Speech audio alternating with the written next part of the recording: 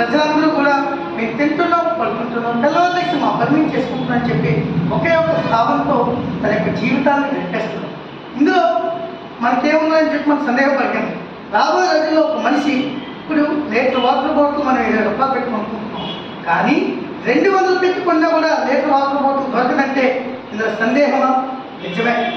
ఎందుకంటే ఉత్తరాంధ్ర ఒకప్పుడు చాలా ఉత్తమమైనటువంటి ఆంధ్రగా విభజించలేదు, కానీ నేటి తరంలో ఉత్తరాంధ్రలో ఉన్నటువంటి చదువుకున్న వాళ్ళు, చదువు రాని వాళ్ళు, చదువుకోలేని వాళ్ళు ప్రతి ఒక్కరు కూడా ఇతర ప్రదేశాలకు వెళ్ళి మన యొక్క జీవనాన్ని గడుపుతారు. కానీ భారతదేశంలో అతి ఎక్కువ చెరువులు ఉన్నటువంటి ప్రదేశం మన ఉత్తరాంధ్ర.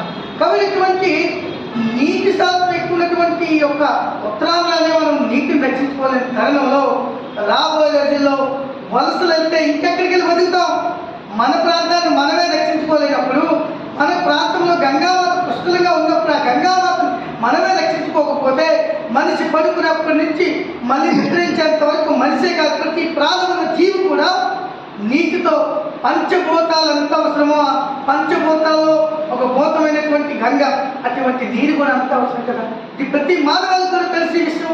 కానీ తెలిసి కూడా మనకి అక్కడ ఏం జరుగుతున్నా కూడా మనకెందుకులే, అది రాజకీయ నాయకులు చూస్తారు లేదా ఎవరో పట్టించుకుంటారని ధోరణితో నువ్వు ఉంటే రేపు పొద్దున నువ్వు కని పెంచినటువంటి పిల్లలు రేపు భూమి మీద బతుకుతారు కదా, మరి వాళ్ళు ఎట్లా బతుకుతారు? కాబట్టి నువ్వు చనిపోతావు, తర్వాత వాళ్ళకి నీరెట్లా తాగడానికి, వాళ్ళు బట్టలకు కూడా నీరెట్లా, వాళ్ళు పెంచుకునే పెంపుడు జంతువులు కానీ పక్షులు కానీ నీరెట్లా, మరి వాళ్ళు తింటున్న తిండే వీటికి పండించే పంట ఎట్లా?